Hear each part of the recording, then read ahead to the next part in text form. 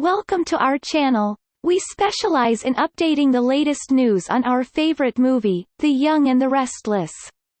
Please like, share and subscribe to receive notifications whenever a new video. Thank you and enjoy your video. The Young and the Restless Y&R spoilers recap for Tuesday, April 7. Prods that Adam Newman, Mark Grossman, and Chelsea Lawson, Melissa Claire Egan, will think about Victor Newman's Eric Braeden give up. They'll be amazed that Victor just gave in like that, yet Adam will presume his kin will set up even more a battle.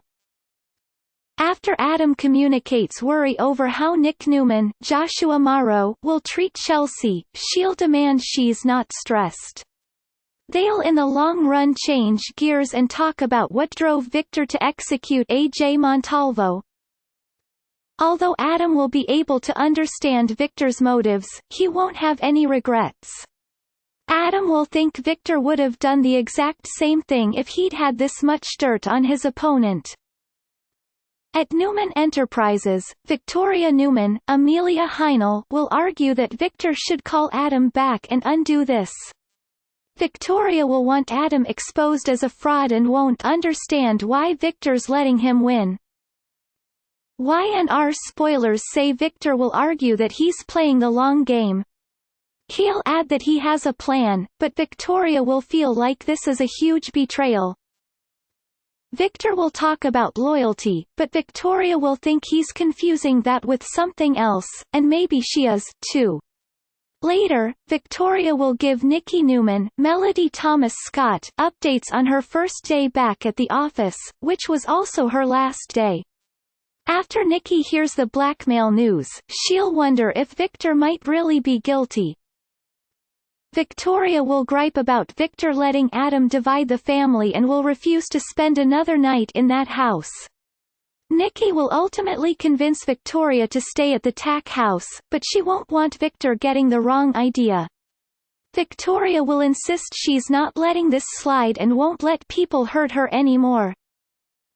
After Victor returns home, Nikki will ask what Victor isn't telling her. She'll question Victor's strategy, but he'll want to handle things himself. Victor will point out that he had nothing to do with the death of A.J. Montalvo. Now that the war is on, Victor will worry it's going to get ugly. Nikki will be concerned, but Victor will vow to do what he's always done, protect his family no matter the cost. Back at Newman Enterprises, Victoria will somberly pack up her belongings and gaze at Victor's portrait one last time. After a quick chat with Chance Chancellor, Donnie Boaz, Abby Newman, Melissa Ordway, will head over to the Grand Phoenix. A frustrated Phyllis Summers, Michelle Stafford, will be dealing with the aftermath of loud construction across the street. Since it's driving guests away, Abby will be happy to gloat and offer a reminder about construction starting up again at 5 a.m. It turns out Abby even told the construction crew they could use the Grand Phoenix's restrooms, so Phyllis will really be fuming. Once Abby's gone, Phyllis will make a phone call and ask for some help. At the Chancellor Mansion, Jill Abbott, Jess Walton, will catch up with Chance. They'll talk about Colin Atkinson's Tristan Rogers arrest and the fact that he cleared Jill's name. Talk will turn to Abby and Chance's relationship before Jill's love life comes up. Jill will contend that she's satisfied with the way things are. Once Chance reconvenes with Abby, he'll confess that Jill seems torn about Colin landing behind bars. Abby will admit she used to have her own weakness for bad boys, but she'll feel like Chance has given her the best of both worlds. Next, Theo Vanderway, Tyler Johnson, will praise Dina Mergeron, Marla Adams, at the Abbott Mansion.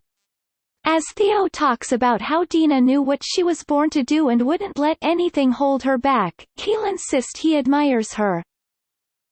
After Lola Rosales, Sasha Kaye, shows up, she'll apologize for being late and will reveal that she brought flan. Dina has a real sweet tooth, and this happens to be her favorite dessert. Lola will join Theo in trying to have a conversation with Dina, but Dina will remain unresponsive. However, Dina will have a flash of recognition when she hears about the Pierre Hotel in New York. Theo will feed Dina a little flan before Kyle appears and eavesdrops. Moments later, Kyle will confront Theo about overwhelming Dina with too many visitors. They'll get into a shouting match as Kyle insists Theo just wanted to score points with Lola. Theo will feel like he belongs there just as much as Kyle does, so their confrontation will escalate until Dina lashes out. She'll confuse Theo and Kyle for Stuart Brooks and John Abbott just before Jack rushes in. The young and the restless spoilers say Jack will want to speak with the feuding cousins alone. Since Jack's fed up with Kyle and Theo's constant fighting, he'll kick them out of the house. Comment from the audience: Victor would have dealt with a loan shark another way, no need to murder him. He's definitely covering up for someone else.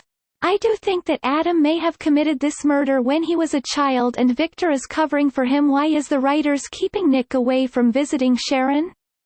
I guess he's so smitten with Phyllis he can't think straight. I don't think Victor killed anyone, but then, who knows with these writers. I suspect Adam did it as a child and Victor is covering. I think Hope did it and Victor is covering for her.